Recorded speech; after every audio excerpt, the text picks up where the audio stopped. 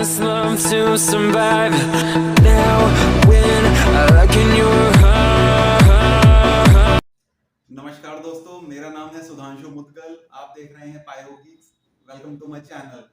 तो आज हम बात करने वाले हैं पांच स्टेप्स ऐसे स्टेप्स जो आपके आईएफई एग्जाम्स के न्यूमेरिकल्स में बहुत काम के आने वाले हैं।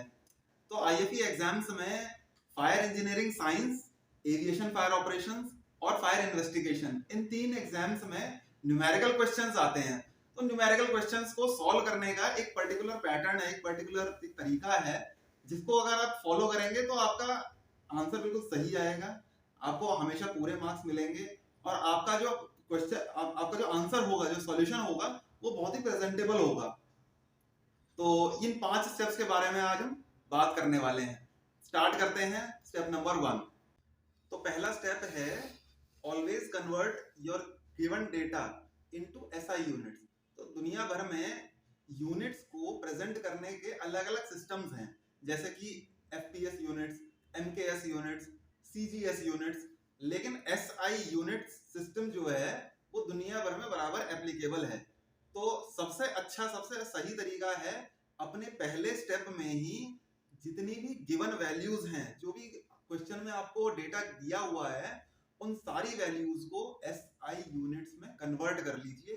उसके बाद अब अपना आंसर सॉल्व करना स्टेप है ऑलवेज मेंशन द फॉर्मूला और इक्वेशन, और जो भी थ्योरम या लॉ आप यूज करने वाले हैं अपने क्वेश्चन को सॉल्व करने के लिए, उसका नाम, उसकी स्टेटमेंट, उसका जो भी उसकी स्टेटमेंट है, आप उसको मेंशन जरूर करेंगे, उसका फॉर्मूला जरूर लिखेंगे।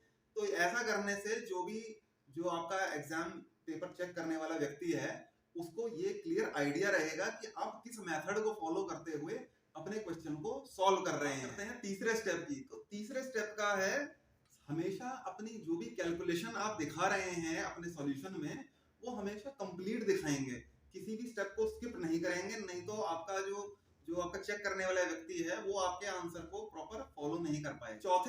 चौथे स्टेप में आपको हमेशा ध्यान रखना है कि जो भी वैल्यू आप कैलकुलेट कर रहे हैं उसकी यूनिट उसके साथ में जरूर मेंशन करनी है। बिना यूनिट के आप जो भी वैल्यू कैलकुलेट करेंगे वो सिर्फ एक नंबर होगा और कुछ नहीं, बट यूनिट लगाने के बाद उसको अपनी आइडेंटिटी मिल जाएगी।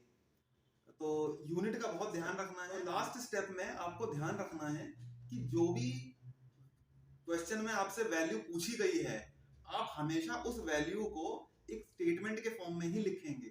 फॉर एग्जांपल, आपसे अगर पूछा जाता है कि कैलकुलेट द फाइनल प्रेशर, या कैलकुलेट द फाइनल वॉल्यूम, या कैलकुलेट द फाइनल टेम्परेचर, तो आप हमेशा अपने आंसर को कैलकुलेट करने के बाद, सॉल्यूशन को कैलकुलेट पूरा कंप्लीट करने के बाद, लास्ट में एक स्टेटमेंट जरूर लिखेंगे कि that the final temperature is this much, final volume is this much, final pressure is this much.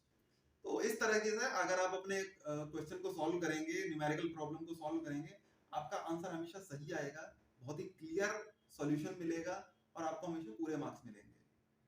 तो ये थी हमारी पहली वीडियो जिसमें हमने बताया आईएफई एग्जाम्स में न्यूमेरिकल प्रॉब्लम्स को सॉल्व करने का तरीका। इसी तरह की और बहुत ही इंटरेस्टिंग टिप्स वाली वीडियोस के साथ मैं आगे आपसे मिलता रहूंगा।